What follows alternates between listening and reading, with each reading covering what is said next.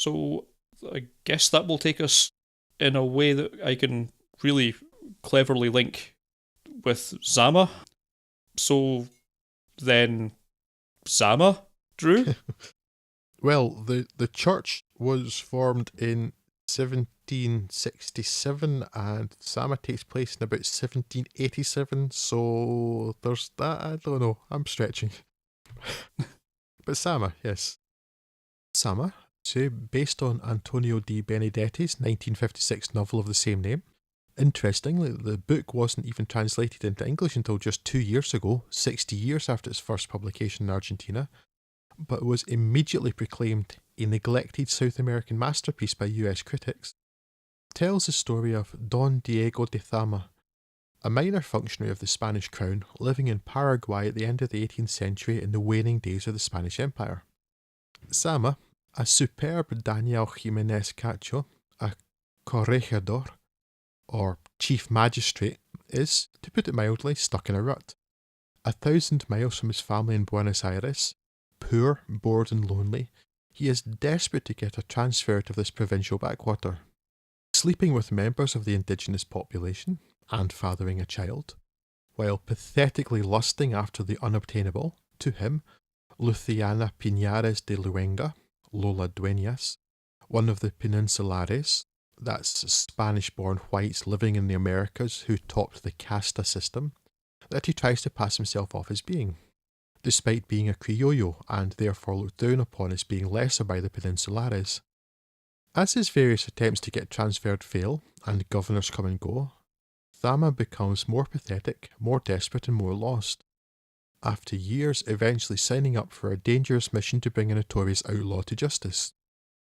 Having very much looked forward to seeing this, I was somewhat disappointed. Yes! Yes! I thought it was just me. Everyone else loves this so much. Existential works are certainly not my favourite thing, though I want to push myself more in that regard, and the lack of a sense of place, while deliberate, meant that I never quite felt settled while watching this. Zama himself is a pitiful, but not pitiable figure, a rather sad, pathetic and ineffectual man who, for all of his belief that the world is out to get him, has brought most of his misfortune on himself. But Zama as a whole is a metaphor for colonialism, racism and slavery, as well as being a treatise on alienation, loneliness, solitude and bureaucracy, amongst other things. Some metaphors are obvious, some less so. The story of the fish rejecting the water recounted by the prisoner at the beginning is very on the nose for the protagonist, and like Eric on the Magic Lantern said, I too thought the fish shown were bottom-feeding catfish. But then again, sometimes a fish is just a fish and not a metaphor, but who knows. But much here is ambiguous or buried. It's layers upon layers is what I'm saying. At one point, a curious llama wanders through a scene behind Zama. But is it a llama? Perhaps it's an alpaca. Or maybe, just maybe, it's the closely related vicuña, which shares its name with Vicuña Porto, Mateus Nachtigal, the bogeyman bandit whose legend haunts the film and the protagonist. The Dread Pirate Roberts of the Or maybe it's just absurd and out of place, like Sam himself. Or perhaps it's just there as comic relief, as the film has more than a few such moments of what could be, although I don't think is, but also do think is, but also not. Humorous joke. I found the music hinting towards comedy. Yes, that's exactly where I'm going. That's for my next sentence. Or the sentence finishes. Yes. So it's also think is, but also think is not, but also isn't, and possibly is. Humorous juxtaposition and some oddly jaunty music in portions. It's an incredibly dense film, and it's simply not possible to take it all, or even a good proportion of it, in on a first viewing. So I think I will return to this in a while so I can fully unpack the metaphors and imagery. Because it's very much the sort of film that's going to reward repeat reviewing, though some knowledge of the Spanish Empire is really going to help, for which I direct you towards Season 5 of Mike Duncan's excellent Revolutions podcast. For anyone who already likes Lucretia Martel's work, then this is a no-brainer. Though if you're not familiar, then I honestly don't know whether this is the best entry point or you'd be better off beginning with La Ciénaga or La Mujer sin Cabeza, or The Headless Woman. But if you're looking for something rewarding and different you can get your cinephilic fangs into, then it's cautiously recommended. Although I say I was expecting, I'm hoping to like it a great deal more. Just set your expectations accordingly and be prepared to work for it. It's not casual viewing, definitely. I've not seen any of Lucretia Martel's other work, and on this basis, certainly not a place to start. I kind of about stuff. Look, I'll give it this. It's an absolutely lovely looking film. Spectacular in locations, lots of lovely use of colour. Yeah, absolutely great in that regard. The central performance is fantastic. Really good central turn. Unfortunately, the character he's doing so well at playing a prick that I just couldn't really get into it. And yeah, as a metaphor for colonialism, I mean, I think we could stand seeing a few more just very obvious works about colonialism first before we get to this. It's densely layered, I suppose, but it's not something that I can actually be bothered to unpick. It reminded me a lot of Mother, actually, in this regard. There's a lot of stuff going on, but there's a lot of stuff that I just don't care about and I'm never going to come back to.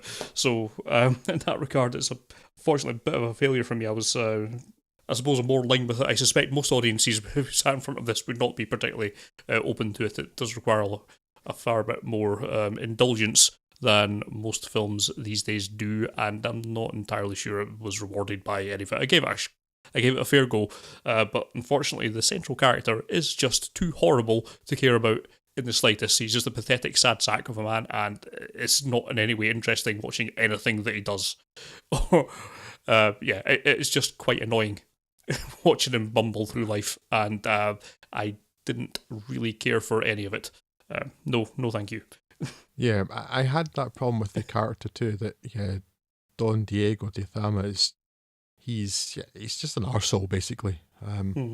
Which, so I was bearing in mind throughout, because I knew a little bit about the book, that it was like kind of metaphorical, and so at which point I was thinking, okay, I sort of accept that character a bit, but it wasn't in any way likable, and it's a real stumbling block to get invested in the character. I could let it get away with not being likeable if he was in some way interesting, but he isn't. I couldn't find any hook to get into any aspect of his character at all. He's just a worthless peon, and I know that's the point, but yeah, it doesn't help. Watchable, yes. Yeah, you know what I mean. If it was actually a despicable person, it would be a lot easier to actually get into, because you actually root for something bad happening to him, I suppose. But this, he's just a non-entity, and it's difficult to get involved, really. I don't know, it's definitely something I'm going to watch again, and I'm hoping to get more out of it the next time. Yeah, I hope for more. Still, it's if you wanted to find something that you can really unpick, like really dense to get into, it's a good one.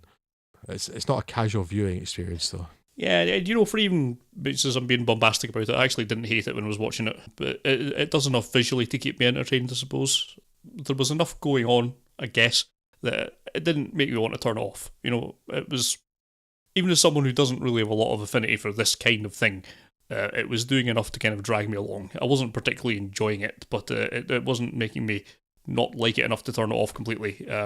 So it has that going for it as a really mild recommendation. It's not bad enough to make me want to turn it off. Yeah. The reason this was in my mind recently, I mean, because I've, 7 months after it was published, because why read things when they're current? But I was recently reading a list of films for the best. I think it was in the BFI, films for the best cinematography of last year, and this was listed on there. And I thought, oh, Lucretia Martel, and there was a couple of screenshots. And I thought, that looks really nice. Yeah, and it does. There are some points where it really looks beautiful. There were just a few moments in this where there was something just so striking with the visuals. It's almost aching. It was just, there's a scene towards the end where Zama's in a boat, sort of lying still, and then you see the very sharp edge of the boat. Then there's this incredibly green, like pondweed or something, to the side of the boat. And there's something about that the composition of that scene and the colours, and it was just incredibly beautiful.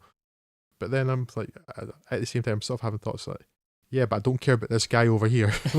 Yeah, there's a very much a film where the scenery saturation is all the way up and the main character saturation is all the way down. Yes. Obviously, not a recommendation for you, a guarded recommendation for me for particular purposes, I guess, more than anything else. But Yes. largely a disappointment for me because I had been looking forward to it so much more.